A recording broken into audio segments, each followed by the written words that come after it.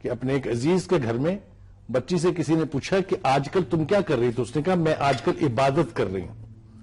سوال کیا گیا کہ عبادت کر کے دکھائیں. اس نے اپنی ماں کا دوپٹہ لیا, اس کو ساڑی کے طور پہ باندھا اور پھر ایسے ہاتھ سے ٹلی بجا کے اس نے کہا رام رام رام. یہ حال ہے ہمارے سوسائٹی کا. Let us be honest, face it, کہ اپنے ایک عزیز کے گھر میں بچی سے کسی نے پوچھا کہ آج کل تم کیا کر رہی تو اس نے کہا میں آج کل عبادت کر رہی ہوں. سوال کیا گیا کہ عبادت کر کے دکھائیں. اس نے اپنی ماں کا دوپٹہ لیا, اس کو ساڑی کے طور پہ باندھا اور پھر ایسے ہاتھ سے ٹلی بجا کے اس نے کہا رام رام رام. یہ حال ہے ہمارے سوسائٹی کا. Let us be honest, face it. یہ سوال لے کے ہم جائیں گے عمران خان کے پاس, اور ان سے میں جو پوچھنا چاہتا ہوں یہ ہمارے حکمرانوں کا ایک اپولوجیٹک ایٹیچیوڈ رہا ہے تھرو آؤٹ انڈیا کی طرف.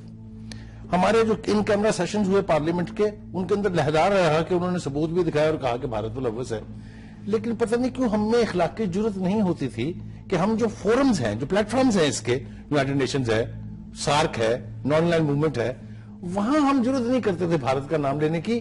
یہ کب ترک کریں گے ہم معذرت خان رویہ جو ہے بھارت کی طرف ہماری لیڈرشپ کا؟ بسم اللہ الرحمن الرحیم. بہت شکریہ سر آپ کا.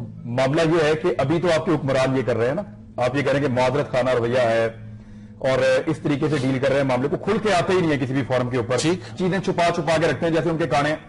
یہ ایک خاص طبقہ ہے جو یہ کر رہا ہے, یہ گریٹ گیم کا حصہ ہے سر, جتنی ہمیں سمجھ آتی ہے, جتنا لوگ انالیسس کرتے ہیں اور جتنا ہم سینئر سے بیٹھ کے سمجھتے ہیں.